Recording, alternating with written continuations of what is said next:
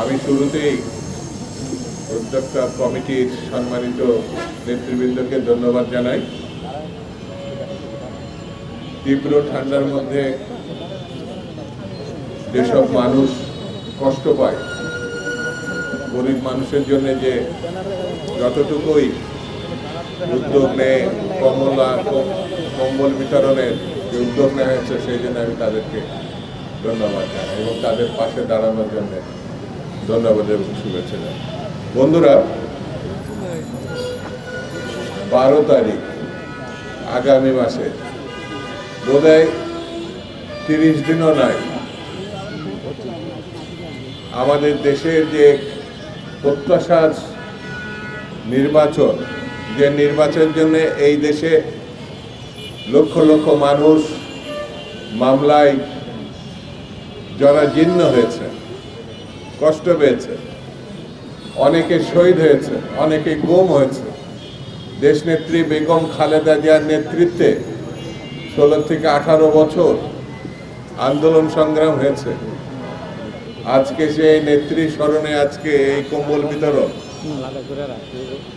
যিনি আমাদের মধ্যে এখন নাই, আমি তার রুহের মাগফিরাত কামনা করি এবং আল্লাহ যেন তাকে বেহেশত নসিব করে, এই দোয়া করি। বন্ধুরা, সেই লড়াই সংগ্রাম ছিল একটি ভালো নির্বাচনের জন্য, একটি সারা দেশের মানুষের প্রত্যাশা পূরণের একটি উদ্যোগের কথা সেই সময় আমরা বলেছি, যেটি আগামী 1 মাসও নয়, 12ই ফেব্রুয়ারিতে অনুষ্ঠিত হবে। কিন্তু এই নির্বাচন নিয়ে বিভিন্ন রাজনৈতিক দল বিভিন্ন কথা বলছে। যার একটি সরকারের সঙ্গে যাদের সব থেকে বেশি সম্পর্ক, সরকারও নির্বাচনের আগেই তাদের পক্ষে কথা বলেছে, সেই দলটি এনসিপি।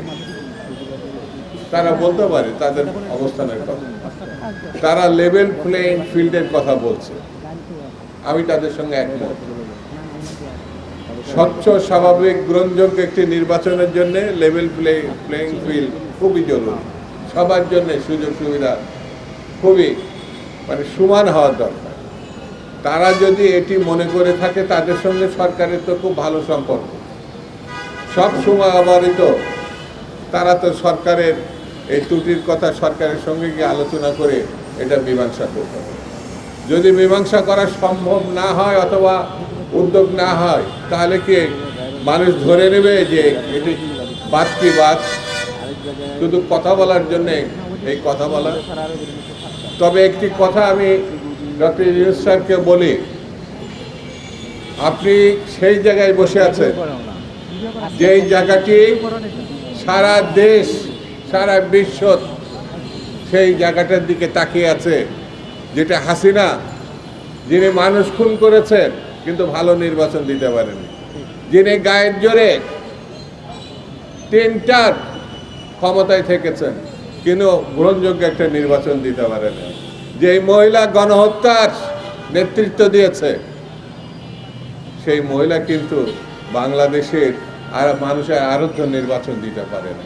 সেই নির্বাচনের দায় বর্তমান সরকারের উপরে এসে পড়তেছে।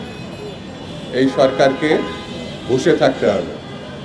এই নির্বাচনে যদি কোনো রকম ব্যত্যয় ঘটে, তাহলে দেশের গণতন্ত্র প্রতিষ্ঠার যে স্বপ্ন, সেটা বিঘ্নিত হবে। দেশের স্বাধীনতা, সার্বভৌমত্ব বিঘ্নিত হবে।